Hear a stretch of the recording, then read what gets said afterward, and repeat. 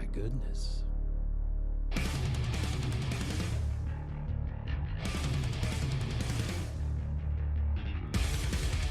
Preston's riding into battle on his war horse. I love this band. Just wait for the lead singer, though. Let's give it a second.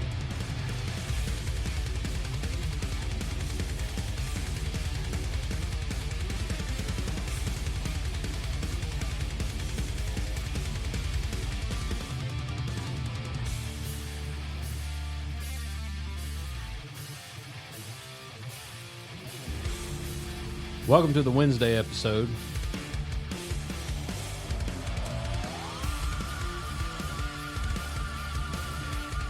Of You Don't Have the Balls. Brought to you by Whitey HTB Entertainment LLC. So, we opted to do the Memorial Day-ish episode on the Wednesday episode because it also coincides with the birthday of someone that we wanted to take a moment, probably more than that, to honor. A dear friend of ours, Mathew Glenn. He's actually one of our, maybe he was the third leg in the fucking tripod. He's a little brother, man. Yeah. Yeah, for sure. He was born May 28th, 1985, and died July 21st, 2007. In a single vehicle, never got the full story accident.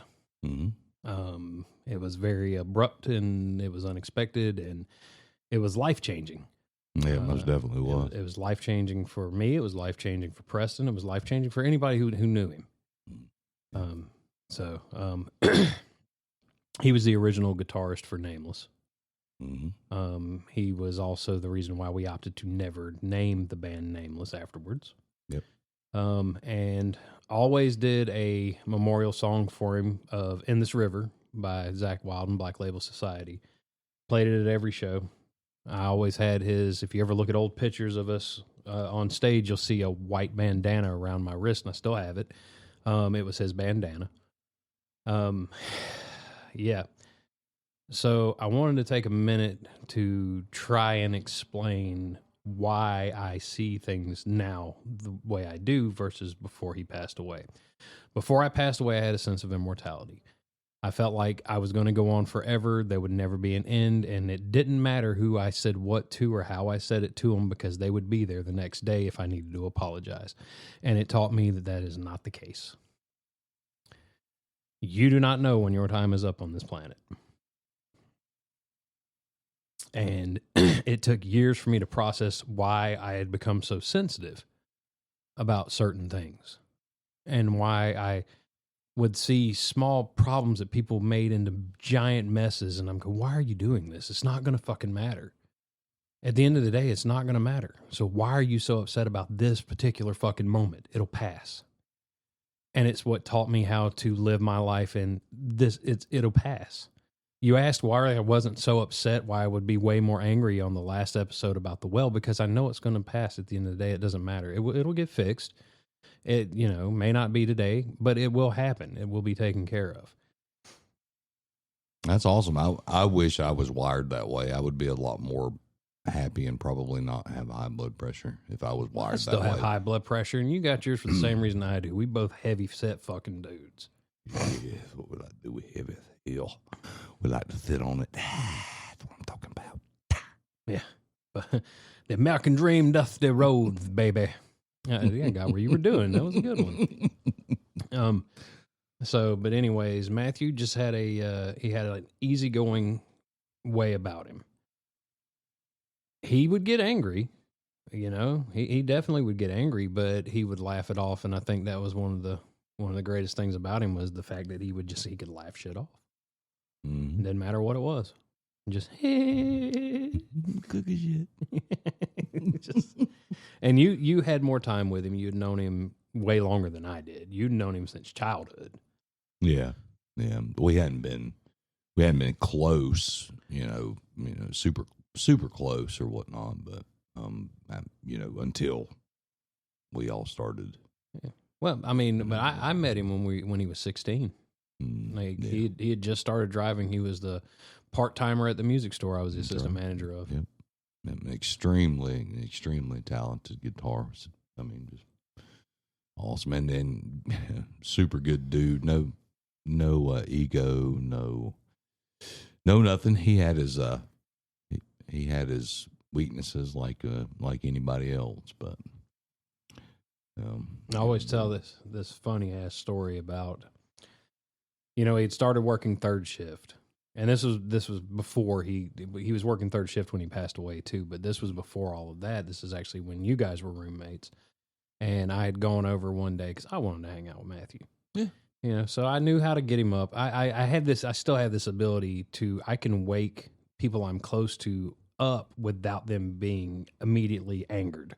Yeah, Matthew wasn't anywhere near as volatile as I was getting woken up. No, but he's working all night third shift, and so he was a champ, dude. Yeah, as far as that shit went. So I go over to the house and I tap on his window, and you can see his rage go up for a minute because he's laying down sleeping, But as soon as he sees me, the smile lights up, and he's like, "Okay." And so he's like, "Hold on, let me get some clothes on." So he gets clothes on, and he didn't even ask why I was there. He just comes out and he goes, "All right, what are we doing?" I was like, "Well, I'm out of cigarettes. I came over to bum a cigarette." He said, "Well, I'm out of cigarettes too. So I guess we're going to have to go get some cigarettes." I said, "I don't have any money." He said, "I don't have any money either." Well, and I said, "Well, how are we going to solve this?" He said, "I know what we'll do." Here comes the adventure. Yeah. He says, "I know what we'll do." He said, "Ride by your dad's house and we see if we can borrow $10 from him." I said, "Okay, we can do that." So he's like, "I'll drive." All right. So we jump in his Monte Carlo and we take off, and I look down and he looks down and the needle is sitting right above empty. And this car got 7 miles to a gallon. Oh, yeah. Oh, sexy Carlo. So he goes, was not a... He goes, "Shit, change of plans. We're going to your dad's to borrow money for gas, then we'll go see my mom and get money from my mom for the cigarettes because she's at work." Okay. So we make it down to my dad's house. He laughs it off, and gives us $10, 50, maybe even gave us 20. I don't remember. But we run and we put the gas in the gas tank, okay? And then he's like, "All right, well, how much do we have left?" And I was like, "Not enough for a pack of cigarettes," because we didn't smoke cheap cigarettes. We just didn't. And at the time, premium cigarettes were probably $3. Yeah, it was like $3 or $4 a pack. And so he's like, "All right, whatever." So, mom works at the bank right down here. So we take off down to the bank and see his mom, and she gives us $20 too. And he looks down at the gas, and it's about on empty again. So we wind up going back to the gas station and getting $10 worth of gas and one pack of cigarettes, and then finally go to make it back. But there's this bend in the road, okay? Mm-hmm. And if you ever go on this road, if you're local to Jackson County and you ever see at Hog Mountain Road where it meets Story Road, there's a bunch of trees grown in that area now. Mm-hmm. And Mathew Glenn contributed to why they started growing trees there. Because that bend was very sudden. And he knew it. He knew it was. And so we're heading, and he hits it. I mean, we're probably doing 70 miles an hour, which doesn't sound very fast to you guys, but in a fucking 1980 Monte Carlo, it's moving. Because it's a boat. He lets out his little giggle and tells me to grab something. So he proceeds to skip the fucking curve and jump into the field. We hit, the car slides, it feels like we're fixing to roll the fucking thing. He's laughing the whole time, finally gets and spins us around and throws his hands up and just starts laughing. And he goes, "Are we having fun yet?" Yeah. That sounds completely accurate. And that Monte Carlo has been in more accidents, and you could not fucking hurt that thing. No, he ran. Did he ever tell you about going to my parents' house and he was turning around at the top of the road and they had the recliner and he hit the recliner? No. He rode up and he turns around at the little area right before the tracks, and I guess it cut off or something. I don't know. He didn't get it to turn all the way, and he just completely plows over a fucking recliner they were throwing away. Oh man.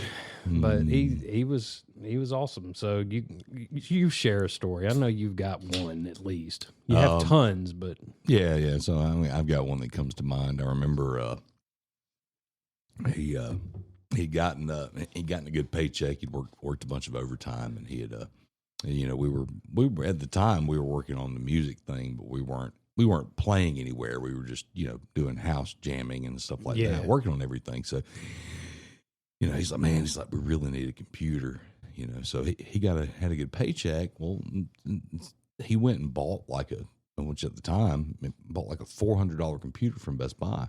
Yeah. And which was expensive at the, Oh yeah, sure. And he brought that back to the house. He's like, all right, we're going to use this for recording and everything. He's like, but I'm out of money. We're going to have to wait a little while till we get internet. Yeah. So that we could do something with it. So we had that computer. Basically, we played solitaire on for about 3 or 4 years. The thing about that too, though, that wasn't the first time that he doled out money. He bought a fucking storage shed for us to practice in. Yeah. No. Yeah. That was before he left home. Yeah. Yep. That was our first. That was our first, where we first started practicing, was in the storage shed. He bought God knows how much he paid for it, probably $1,200-$1,500. No, because it was wooden. It was a nice one. It was big. Yeah. Yeah, it was big. And he bought it. He said, we need a place to practice. And we didn't know about Nucci space at the time. Yeah, true. And so he provided the practice space for us. And that's the kind of friend he was. Mm-hmm. He'd do anything for anybody. If he liked you. If he didn't like you, you knew. Yeah. And I remember the incident with, I was going to be a professional wrestler. Remember that?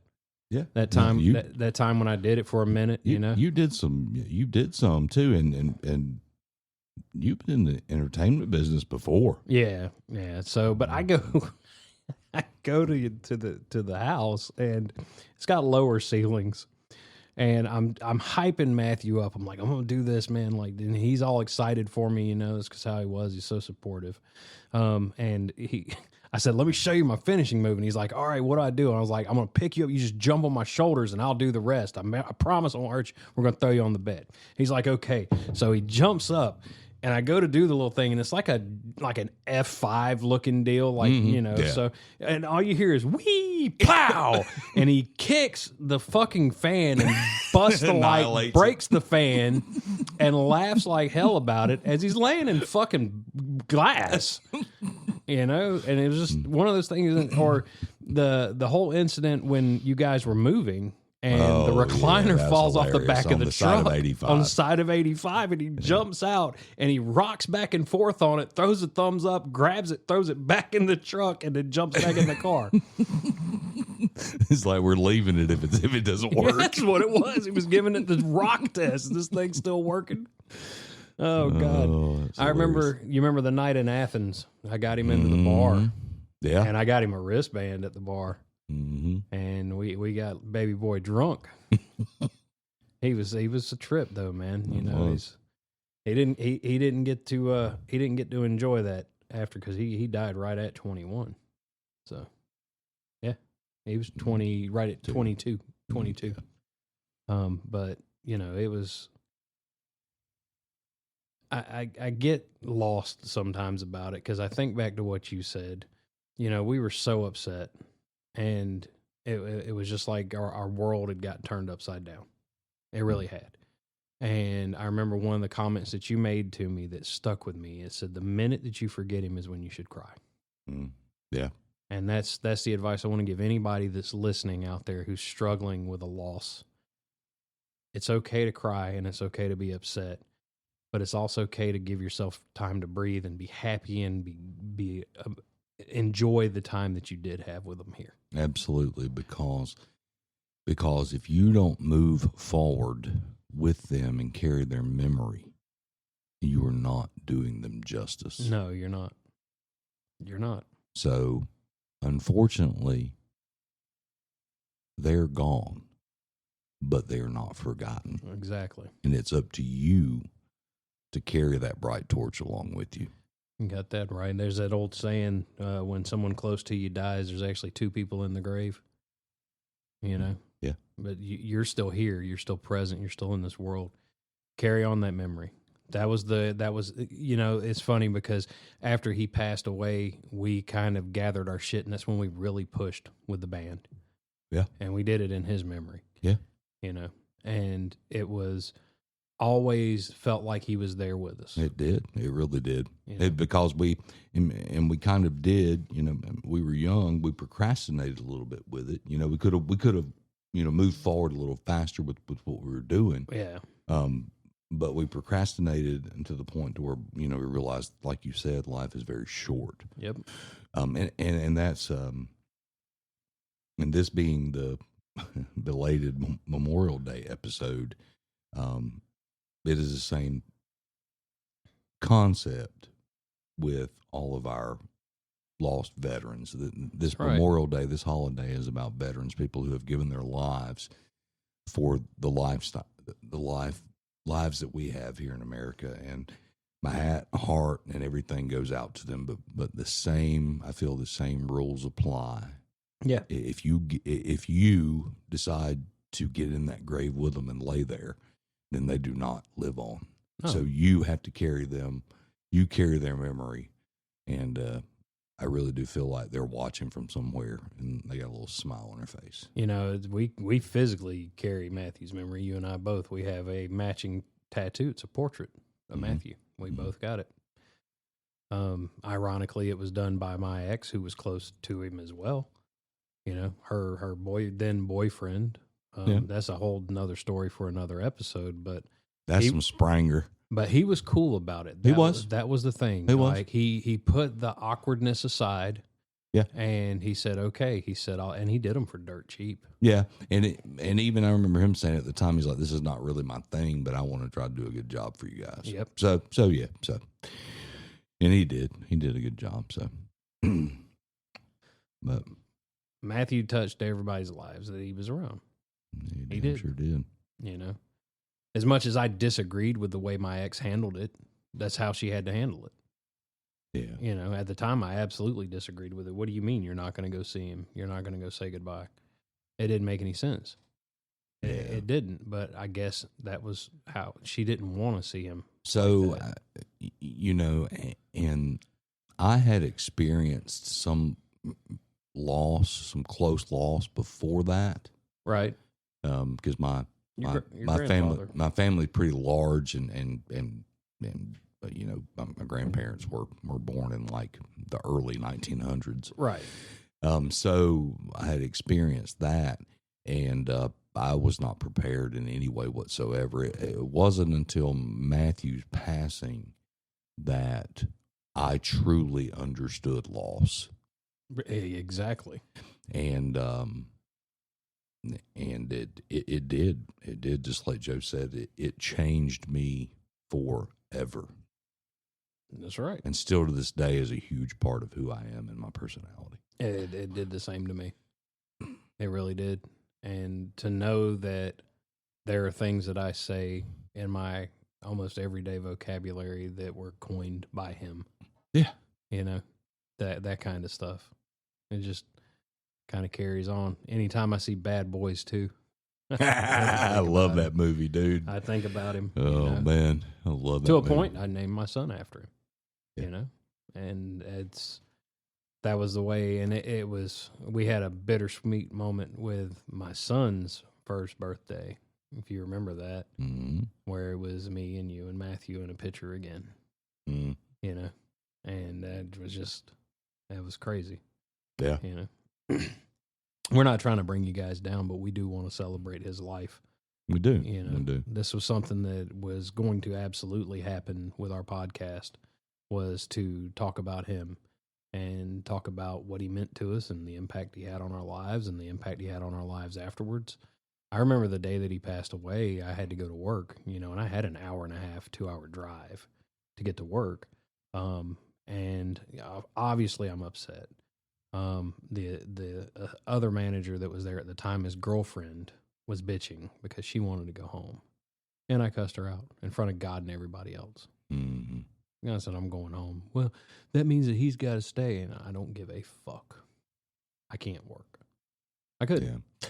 I got that. When I got that phone call, one of the hardest things I ever had to do was call, and you were the first person I called. No, you didn't even call. You told me, remember? I was at the end of the road. I was feeding, what's-her-name's dog. And you and Becky were sitting on the front porch.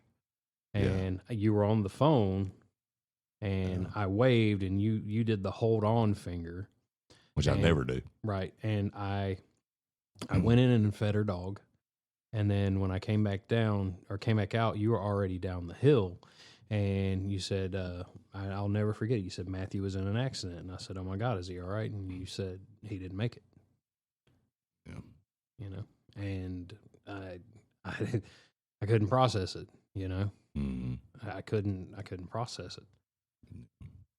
And you're talking about we're in our 20s.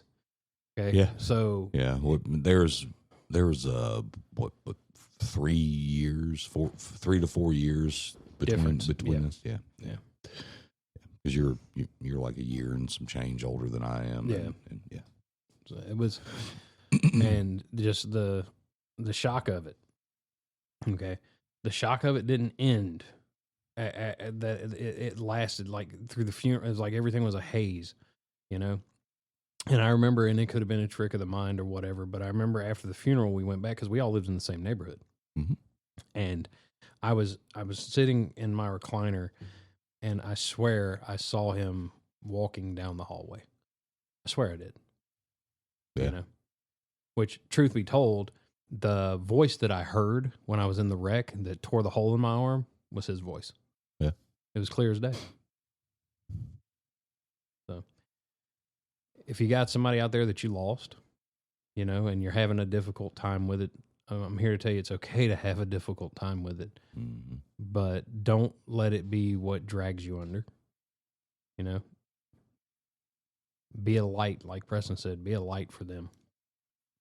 You know, where their life ended, you continue. And you take the lessons that you learn from them and you apply it to your life. Absolutely. I'm no expert by any means on how to cope, but I can tell you that broken heart syndrome is a real thing, and it will degenerate your health and your mental health, and can consume you, and ultimately you are no longer here. So watched it happen. Watched it happen with a couple years later. The owner of Midnight Iguana's daughter, her boyfriend had died in his sleep right next to her. And I remember having a conversation with her because she's asking me, how did I cope with it? Because Matthew was one of our best friends. And so that was like, that's the best way she could do. And I told her, you can't give up. You just got to keep living. And then she took her own life. Really? See, I didn't know that. She couldn't deal. Yeah, you can't. But and to not be ugly with someone that is suffering with that feeling, but to do that is the ultimate slap in the face to the person who lost their life, in my opinion. I can see that. I get that. It doesn't feel like, but I'm also aware in some shape, form, or fashion that the pit of despair is there is no physical pain to compare to that. Well, and it's also a pit, like you said, and it's difficult to climb out of that pit. Yes, it is. It is. You know. So, but we've said this before on this podcast. We're most of the times we're full of shit. Yep. A lot, and we're very lucky to be as full of shit as we are. But we mean it on this. If you're struggling, push forward, reach out. If you don't have anyone, there is no shame in talking to someone, and even, calling for help. To, there are avenues out there for you too. And also, if it's something that you just want to keep on the down low, you can always hit up You Don't Have the Balls at outlook.com.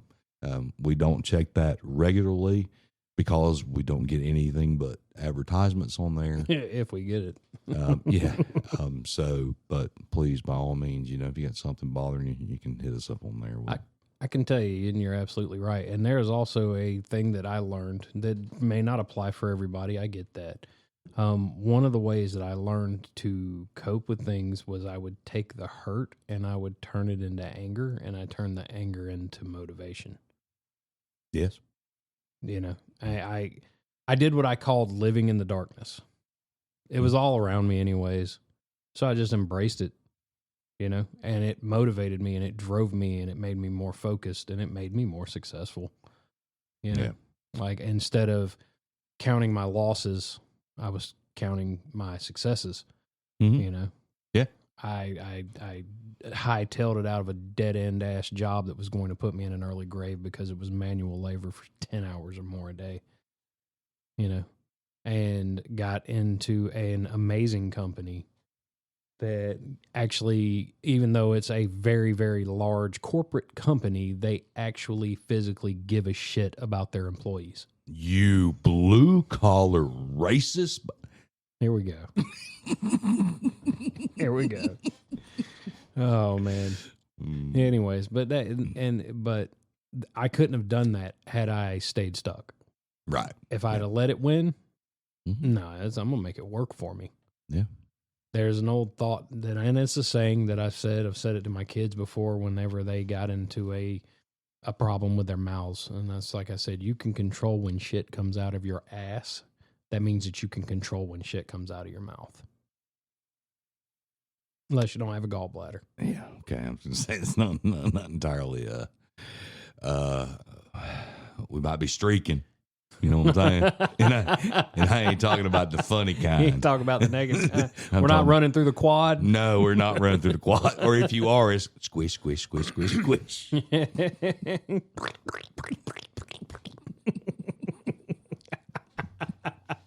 And now we're back. Yeah.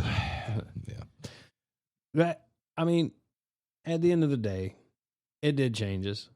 I don't think we'd be doing this podcast today if it weren't for him. Mm-hmm. Yeah. No. I really don't. I don't think we would. No. Because I was in my younger years, I was a stickler. I would never get on anywhere and try to, and you were so quiet and make light of myself or anything like that. Well, no, but you were also quiet too. Yeah. You were a man of few words to everybody else. Yeah. To me, he's like, goddamn motherfucker, won't shut the fuck up. You haven't seen it till you see Preston amped up. It's a sight. I haven't been that way in a while. But that goes back to what I'd asked you before. When's the last time you'd been excited about something? Last time you got drunk and chased me around the damn house or apartment or wherever we were. That's been a long time. Yep. Yeah, but you was poking the bear, though. I remember that. You asked for it. I remember another story about Matthew. I remember the night we were drinking and I passed out before everybody. And at the time, my bedroom, quote unquote, was in the living room. It was in the dining room. Yeah, it was in the dining room. Instead of having a table where we could all eat, Joe had a bed. Yeah, well, we sat in front of the TV. We did. So, but I wake up the next morning to a cup of water with a tea bag in it. I remember that. And I'm trying to figure out the correlation between the two. And then I see the little note, you got tea bagged. I remember that. I also remember one night of drinking. A lot of these stories were evolved around that because that's when shit got crazy. Back in the day, you could buy 5 roast beef sandwiches for $5. You sure could. And they had some meat on them, too. And I think we probably dropped $20. Yeah, so we had 20 of them. We was having a feast, boy. And Matthew was drunk, and he's going to heat one of them up, and he throws it with the wrapper and all in the microwave, and the wrapper's metal. Yeah, guess who don't have a microwave anymore? It started to arc, and he was like, "Oh shit!" And it's the button, turns it off. Well, the rest of them we ate cold. That and the one night we had gotten, because you used to get like a 32-piece KFC for like $9.99. Yeah. And that one night we had that brand new garbage disposal in that apartment. You was throwing the bones in it? I was throwing the whole chicken in there. Oh, yeah. I feel like an asshole for doing that now. I was like, look at this thing. It's awesome. You threw a frozen hot dog in there too. I remember that. Yeah. You grabbed random shit to throw it in there just to tear grate that it up. thing up. I think you were just fascinated by the fact that it was eating fucking food. I was that it would take the entire chicken leg and not bat an eye at it. But I also got paid back for that at the other apartment that did not have such a good garbage disposal that I had to work on every single weekend. Oh yeah, pretty good with the garbage disposal, folks. He's as good with garbage disposal as I'm fixing a fucking well house. That's, yeah, but. Oh God, we're back to that. Aren't we? No, I'm gonna let it go. This one's been sad enough. I'm not gonna talk anymore about my woes with the well. I can tell you who'd help me fix it if they were here. Oh yeah, he's like fucking shit. He was good about taking shit apart. He'd take anything apart. He was a good electrician too. Yeah, he was. He was really good. He worked down there at Gold Kiss forever. Yeah. Him and his brother both good electricians. And that's the thing too, is that we don't want to omit Michael from it, because Michael was he was there as equally, you know. Oh, absolutely. And so, but Michael was very much a all around with everybody. Well, yeah, and we were, and to be fair, we were into different things at the time. True. You know, the three, you and I and Matthew, had kind of strayed off on the wayward path. Yeah, as to this where, is true. Michael was on the straight and narrow. Well, yeah, you know, though he did have the night where he got drunk. Yeah, and we were at the apartment, and he locked himself in the car, and I threatened to piss on his car, and he was like, "I'm coming out." That's how he got it. It's like, I don't know what else to do. I'm afraid he's going to drive off. And he's like, that motherfucker don't want nobody pissing on his windshield, because he come right out of that. He's going, "No, leave me alone. I'm not coming out. Leave me alone." And I was like, "Dude, you don't come out of the car, I'm going to piss on your windshield." And he's like, "I'm coming out."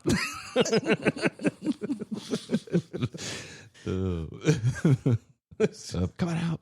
Or this is a Michael story, actually, when I had the little Mazda MX-3, and he had what was the one that he had that had the supercharger.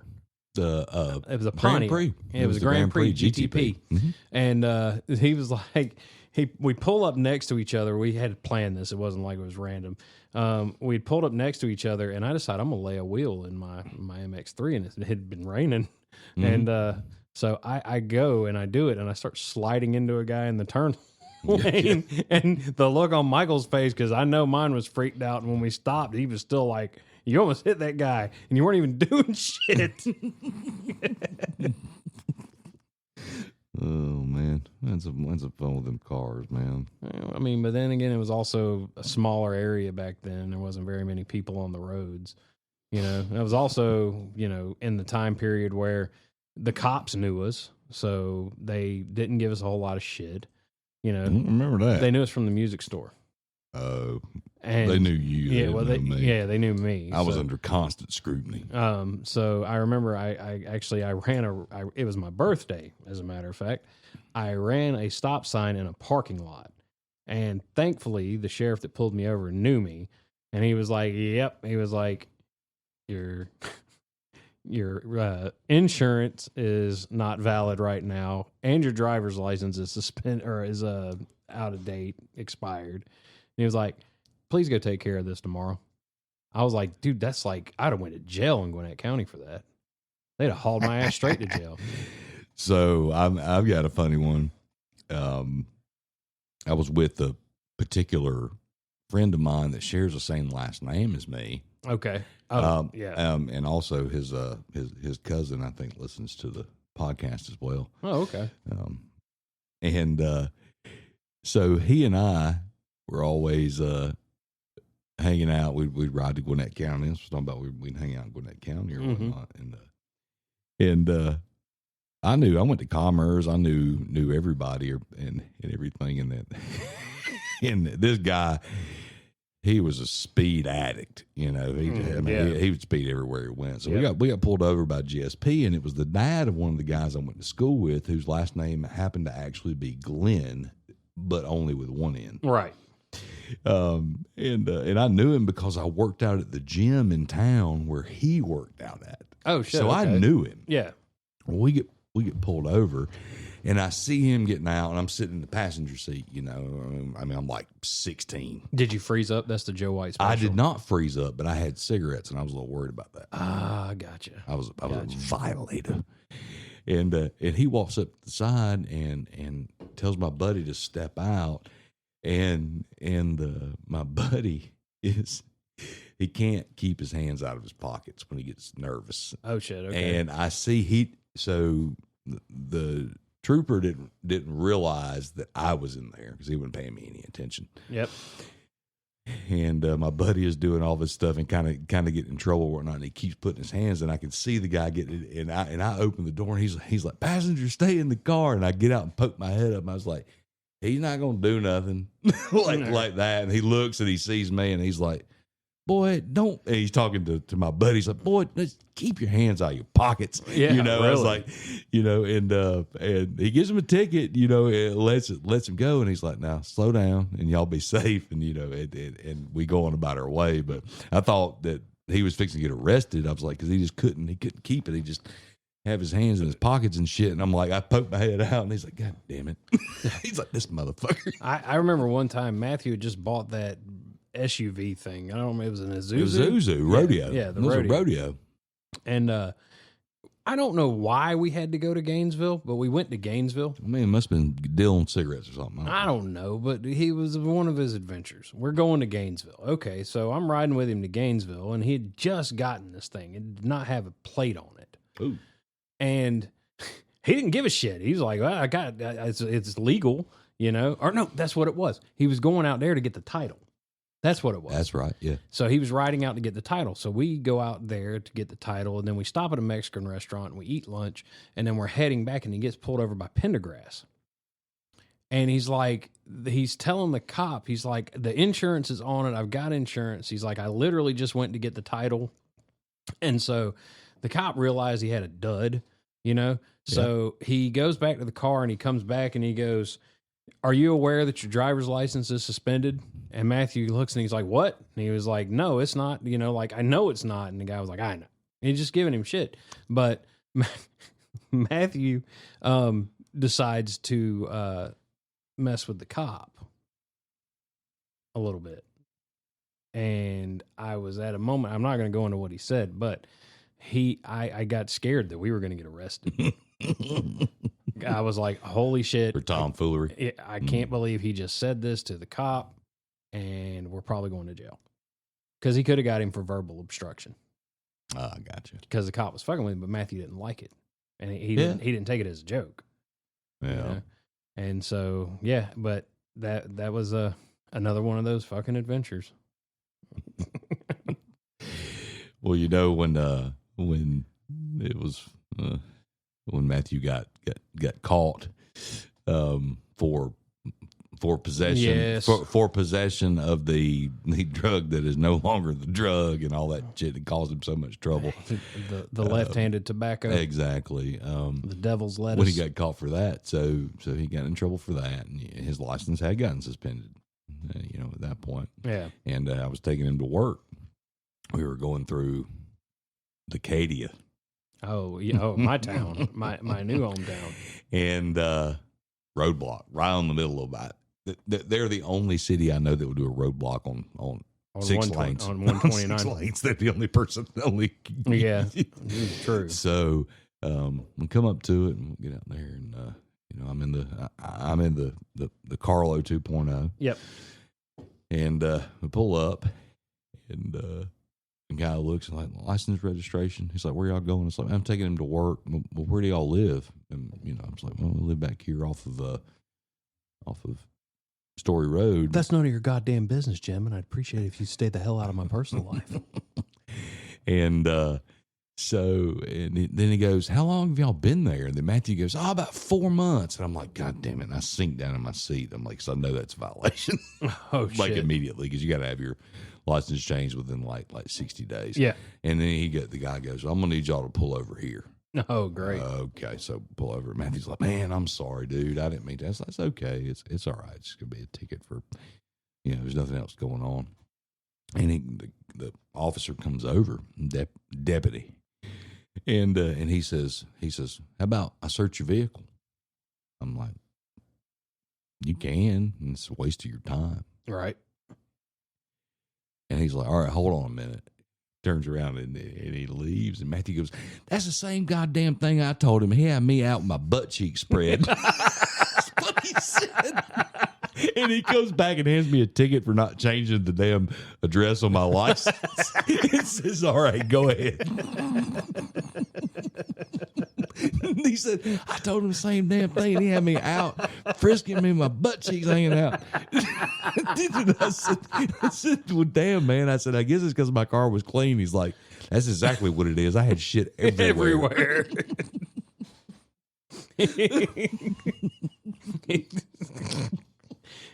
He was the one that taught me the trick back in the day when I was a little more ruffian, to keep your car dirty, and you could put it in your cigarette pack and you'd crumble it up and throw it in the floor.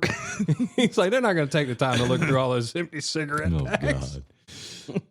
Oh man, but that caused him so much grief for having just I don't know, it was very, very little pot too, it caused him so much grief in his life. And I just wish, yeah. Unfortunately, that my last conversation with him was around that. Yeah. It was. And he had come down to the music store. He had just started dating that chick. And he was coming to, introduce her. And you had already told me what had happened with the arrest and everything. And at that point, we had both kind of turned our lives over past that kind of stuff. Yeah. And I remember the last conversation I had with him, I'll never forget this. I said, "Dude," I said, "you need to quit doing dumb shit, get your shit together, and act like a fucking adult." Those were my last words to him. And I watched his smile fade into just this blank look, because I know what he thought. I just got onto him like his fucking dad. Yeah. And he was like, "Well, we got to go." And that was the last time I ever saw him. Yeah, but it was the right thing to say. I didn't have to deliver it like I did, though. Well, I really didn't. Yeah, but you didn't know it was going to be the last time. No, and that also, again, was why I am the way I am. You never know when's going to be the last time you say anything to anybody. Yeah, that's very true. And that's also the reason why my wife hears me say I love you 1,000 times a fucking day. Mm-hmm. Because I don't want my last words to be anything but, if that's the case. Exactly. That makes good sense. So. It does make good sense. It's also the reason why I let shit go. It ain't worth it. It's fine. Yeah. It's all good. I mean, I'm not going to be a doormat. If I get fed up, I'm done. I'm done. But you're a laid back cat. Yeah. Yeah, you really are. So, and it's shit, man. I that bothered me for so many years. So that was it. That was my last conversation. Those were my last words. When the last thing I could have said to him would have been so much better. Could have been, he knew he was in trouble. He knew he didn't need to be doing that shit. He knew. He didn't need me to reiterate it. Well, true, but from the last interaction that I had with him, he was very much vocal about how much he was changing things. So you may have actually done a lot of good there. I do know that he had started going to church. Mm-hmm. And I can't remember if it was the week. Yeah, it was the week he passed away. He had gotten saved at his church. I did hear that, which was, kind of, I don't want to say ironic, but just poetic. Yeah. And to be completely honest with you, I didn't know that he hadn't been saved, because we went to church, and I went to church with them on the regular. Yeah. But it is a choice. It is. It's a choice you got to make. It absolutely is. I don't know, man. I mean, if I could go back and if I had this one opportunity, I would have probably said, "Man, it's nice to meet your girlfriend. I love you. Y'all be careful." Would have probably been the last thing I said to him. Yeah. If I could go back and do it all over again, those would have been my last words to him. Sure. Yeah. And so, but not to bring everybody, but you know what, guys, you need to know where we come from. You need to know what ultimately drives our sense of humor and drives how we look at things. And I mean, this is it. This is really the majority of how we are, why we are the way we are. So I know that was a lot of we are's, but yeah. Weirs. Whoa. That was a little, anyways, Weird. A little weird. Weird. Who that? Huh? Weird. Oh man, you got any plans for this weekend coming up? Yes. What you got? Yes. I do. What? I have plans for Sunday. Dude? Yeah, I do. I'm going to go bowl in a tournament. Oh, you are? Where's that one at? It's in Anderson, South Carolina. Okay. So a reasonable drive. Yeah, it's not too bad. I had played hell trying to get anybody that would go with me. I don't think I've got any of my bowling friends that are going to come bowling it with me, so I'm still going to go. Fuck it. I'll throw my headphones in and ignore everybody and just bowl. Right. So I think my wife's probably going to come, though. Yeah. Then you're not going to throw your headphones in. Yeah, well, she'll let me. She'll still let me. You will? Yeah. Yeah, she'll still let me because she knows it's how I focus. So I had to drown everything out. And those new headphones I got, by the way, they drown everything out. They do? Yeah, Work good? Yeah, absolutely. You can't, dude, you can barely hear bowling pins getting hit. Like barely. And depending on the song, you ain't even hearing that. It's one of those ones, they're so good, it's almost like wearing earplugs. Like you can hear yourself breathing. Well, that's the noise canceling portion of it. Yes, it is. Can't cancel that noise, though. Can't cancel the sack. There's no cancel culture on that Coors frothy beverage of yours. You know those lights taste like shit after one of those banquets. So I will say that. So you know what? I say this. When it comes to beer, I have drank many different beers. Yeah. I gotta be honest though, I catch hell for this, but my favorite beer is Miller High Life. I used to love Miller High Life. Champagne beers. Champagne. Champagne. Yeah, I used to love it. It gives me a fucking haymaker of a headache, like somebody beat me with a baseball bat in the head. It's probably because the salt content's through the fucking It roof. may be. And it tastes great, though. It's less filling. It's the High Life. Miller High Life, Bud Light, and Land Shark. You know, For the other whatever one, reason. the other one I used to drink that you gave me shit about? What? My Bud Light Limes. So I have to digress. I got to the point to where I was putting a lime in my Corona just for something to do. I mean, is there any other way to drink this shit? La Playa awaits. So, I'm pretty sure that they take Corona when they make, and I like Corona, don't get me wrong, but I'm pretty sure they take Corona, and when they're brewing it, before it goes in the bottle, they pour it across a dog's wiener. First of all, I got so many questions now. How do you know what a dog wiener tastes like? I don't know what it tastes like. I'm just pretty sure that's what they do. Oh. So then how would you know it's getting the taste of a dog wiener on the beer? Because it's bitter. And I can only imagine a dog wiener's bitter. It got to be bitter. Okay. Fair enough. You know, my dad used to drink Dos Equis. Oh, I like That's why he was the most interesting man in the world. I love it. I like amber and lager. Yeah. Lager's my favorite. Lager. Oh wait, no, which I get them fucking confused. What's the dark bottled one? Just regular Dos Equis. No, one of them's amber. Isn't lager the green one? Yes. Okay, that is the green one. Is it? I get them fucking confused. God damn it. How can I be taken credibly if I don't know my beers? Part of the comedy is the interaction between my dad and Matthew. I just thought about that one because that one was good. When my dad first met Matthew, you know, Matthew played guitar. My dad handed him a guitar because my dad played. He just wasn't that great. And your dad was good. He said he wasn't. So, but anyways, so he watches Matthew play this guitar. And they talk, you know, everything cool. You know how my dad was. He was real inviting of people. He loved people. And after Matthew left, he goes, "Boy's got the biggest damn nose I've ever seen." He was like, "But he can play a hell out of a guitar." I was like, what does his nose have to do with that? This man knows. Oh, God, no. It's funny because like Matthew would come in after that. That was the first time he met him. So my dad always had some smart-ass comment to say about everybody. What did he say about me? That you were too goddamn quiet. Oh, really? Yeah. Can't be trusted, right? And that's what he said. He said, I don't know about him. He said, he's too goddamn quiet. He's a Russian spy. Anyways, but then he grew to love you and he treated you like a son. Exactly. But like Matthew would go, I didn't know this, but Matthew would go over and see my dad when I wasn't there too. Cool. He'd go over and hang out with my dad. Probably because my dad was giving him cigarettes. He's like, huh. But your dad didn't smoke. No, he did smoke. Just nobody knew it except for a few of us. Oh. That was a fun day. And we caught him smoking outside, and he was like a teenager, and he just drops his cigarette and steps on it. I was like, you're in your 60s, right? You know you can do it. You're like you know you can do whatever the fuck you I don't give a shit. If you want to smoke, smoke. You know? But what it was he gave my mom hell for so many years about her smoking that it made him a hypocrite if he was smoking. I was like, you could probably save like 3/4 of y'all's arguments if you just told her you smoked. Yeah. You know? Like, just admit it. Well, he's like, damn it, if I do that, I'll be smoking 3 packs a day.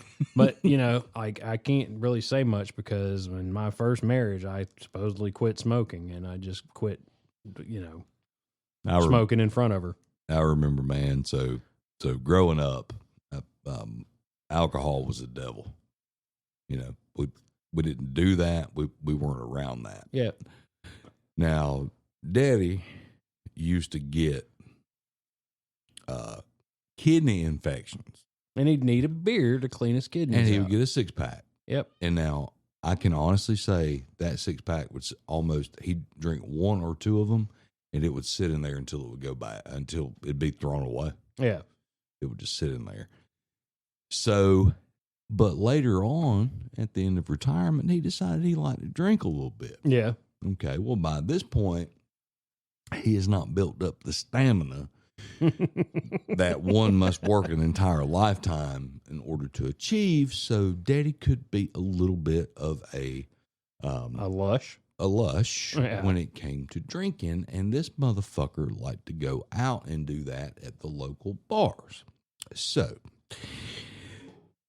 there was multiple occasions where my mother called me and told me, your dad's out drinking and I don't know where he's at and I can't get in touch with him. Mom's like, well, I'm sorry I didn't follow suit and not answer the phone also. But I did. I would have skipped this phone call. I was call. like, I know where he's at. I'm like, okay, all right, I'll let you know. And I show up, a couple times I missed it by one, had to go to the second place, but they're all within, they're all close. Yeah. I show up and I walk over there and he looks and he's like, what's up, man? And I said, what are you doing? And he's like, hey, your mama just don't like to come out and really do anything. And I like to drink a little bit. I'm had a hard day at work, kind of hurt and everything like that. I'm just like, I get it, man. I get it. I feel him, He's like, and she look at the bartender and, hey, give him a beer. I get a beer and I, drink it down. And he turned over and was like, what the fuck's wrong with you? I'm like, well, I've been working on this a lot longer than you have. Yeah.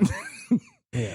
And so I was like, mom's all pissed off. And he's like, I know. He's like, I don't even want to go back home. And I'm like, well, why don't you just come over to that? Why don't you come over to that? Nah, I can't do that. And I'm like, well, you got to work on this whole driving thing.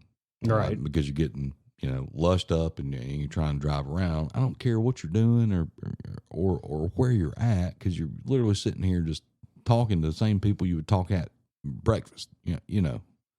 Right. It's great. So I said, finally, after about the 5th time of that, I said, all right, I'm going to fucking fix this shit. I said, I have a solution. He goes, what are you talking about? I said, no. I said, it's going to embarrass you, but I got a solution. Yeah. Walked him. 6th time she called me. It was earlier. I was like, he's been over there all day. I went, got him. I wouldn't let him drive that time. Right. Brought him home. Brought him in a damn living room. Yeah. And I said, the only reason he's over there at the bar drinking is because you give him shit for doing it here. Yep. And I said, he don't like spending money that much. He'd rather just drink it here. I said, can he just drink here? And she's like, well, I guess we can do that. Fucking hell. Fucking problem solved. I was like, problem solved. I'm the alcohol Jesus. Right. I actually remember, I don't know specifically, but I remember a couple times you telling me we had plans to do something. You're like, I can't. I got to go get my dad. He's at the bar. Yeah. I remember that. Yeah. I mean, and I'm like, fucking stop. And I never had to go up to the house. Well, I did have to go up to the house a couple times. But you know, but not particularly in a bad way. It's just because Mom didn't want to, I don't know, man. She didn't want to deal with that stuff or whatnot. But I'm sure my wife don't want to deal with me. I mean, you tend to let the chips fall or the Preston fall where he might, though, when you get that bad. Well, but I don't do that anymore. No, I don't do any of that anymore. Yeah. Because even when you was younger, you was hard to fucking maneuver when you were drunk. Oh, yeah. I was a son of a bitch. For sure. He was almost as bad as me when I got hammered. Only I just made it a reoccurring event. Yeah, that shit, I didn't. I used to. I didn't. No, I don't now. I don't at all, really. Yeah. Though I did for Memorial Day weekend. Did you? Well, not yet, but I did get Kimmy and I the little Old Smoky Moonshine shots. Oh, did you? Yeah, that's cool. Yeah, got her some banana pudding ones. Got me some apple pie ones. Just 2 apiece. You know, nothing crazy.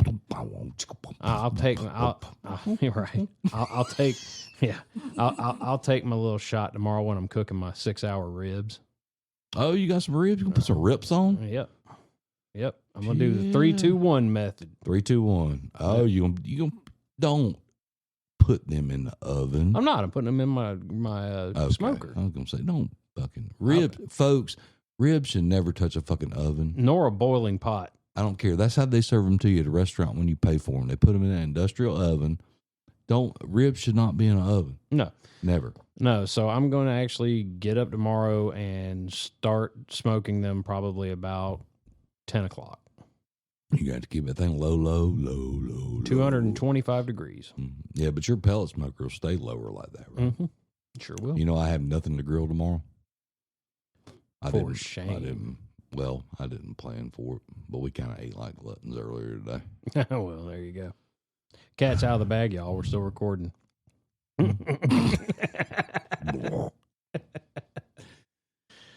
Shit. Well, but yeah, no, I'm going to go bowl in that tournament. Wish me luck because it's $75 to get into the damn thing. Tomorrow? 31st. Tomorrow? Right. Yeah, exactly. Tomorrow when? I got one. What you got? I got something. I've been trying to get this across for Super Troopers 3. They're making a Super Troopers 3? They're supposedly making it. Here's the trailer. You ready? Yep. I got a Postmates delivery of 12 short and wide condoms to Rod Farva. Only 12? That's the whole thing? Mm-hmm. Short and wide. There is another movie that's coming out I kind of want to check out. It's the I can't remember what they call it, but it's basically the true story of Robin Hood. Oh, really? Yeah, it's got old Hugh Jackman playing Robin Hood. Okay. And it's got Bill Skarsgård in it. I guess he's playing the Sheriff of Nottingham. I don't know, but it's supposed to be really dark. Okay. Like it's not like Prince of Thieves and definitely not like Men in Tights. Right. So Men in Tights was kind of a parody of that. It was hilarious though. It was. That movie was fucking hilarious. Watching his blind or the blind guy, I can't remember his name, go absolutely fucking berserk on the wooden pillar with the sword. That's one of my favorite fucking things. That's ever. cool. Yeah, I think he'd definitely go a little, darker with the Robin of the Hood. It says this is not the Robin Hood that you knew. So we'll see. This is the Robin Hood you drive fast, true. Right. That's what it is. Mm-hmm. I love his song, man. That is actually a female lead singer, not a dude. So her name is Brittany Hayes, and she goes by Brittany Slays. Yeah. I'll check this out.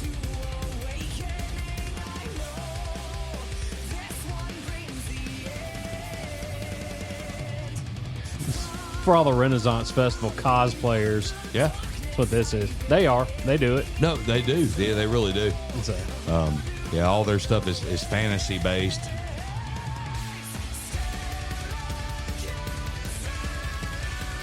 You know, they found her singing karaoke.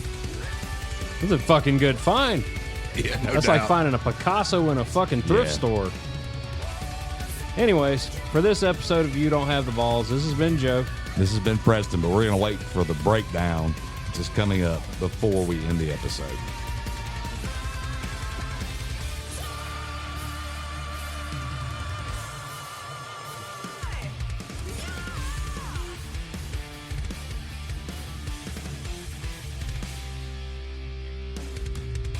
My pulse begins with a note tone.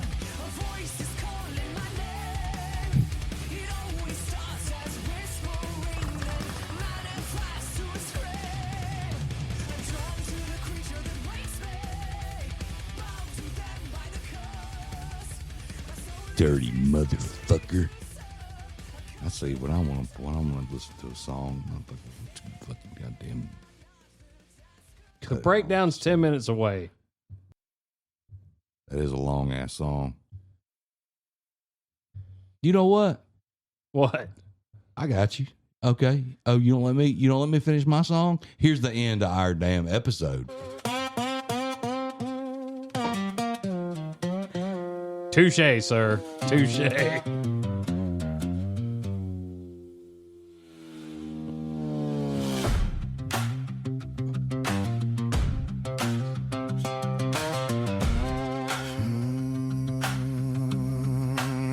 ain't got no damn body listening anyway. We'll see if it just make it all the way through it.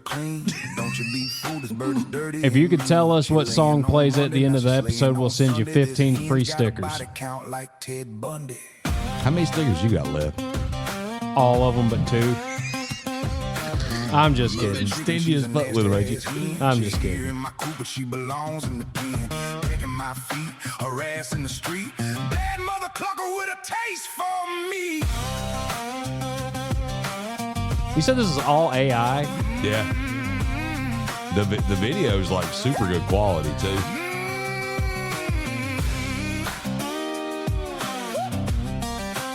Started sweet as a chick. Now she's straight up vicious. Went from fluffy and cute to downright malicious. Dust bath queen, Lord, she plotting your doom. Scratching up trouble from dusk to noon. Murder chicken, she's a nasty ass hen. She here in my Cooper, she belongs in the pen. Made my kids cry, now she sit there chilling. Ripping up plants, pecking toes when I'm grilling. Let me tell you something. Goddamn murder chicken. Pecking toes when I'm grilling. Can't claim a lord, she too mean to die. Predators see her coming and they don't even try. The coyotes came for her, they wound up dead. Lord, nobody mess with the reaper in red. And I asked the preacher man, I said, what do I do? Took one look at that hen and said, son, I can't help you. Said she hatched down in hell where the brimstone burned. Devil sent her up here and he don't want her return. Lord, I tried holy water, I tried prayer and song, but you can't save a soul that's been damned that long. Got sulfur in her feathers, got fire in her eye. When Gabriel blow his trumpet, this bird still won't die.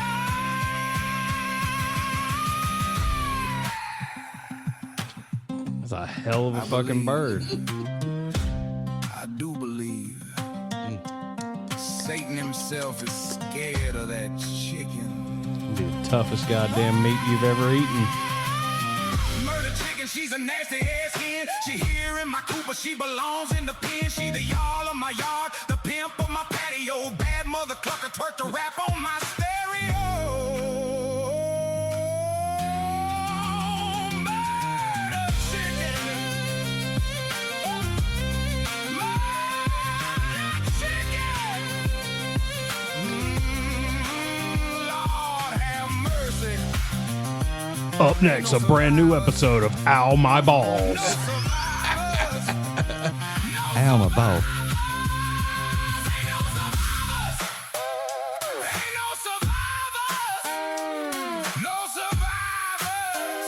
It's a full goddamn song, isn't it? Oh yeah, this is a real production.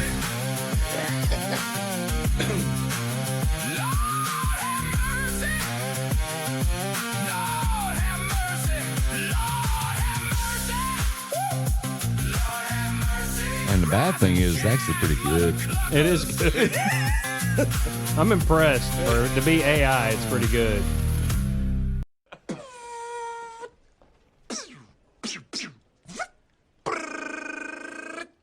Adios, turd nuggets.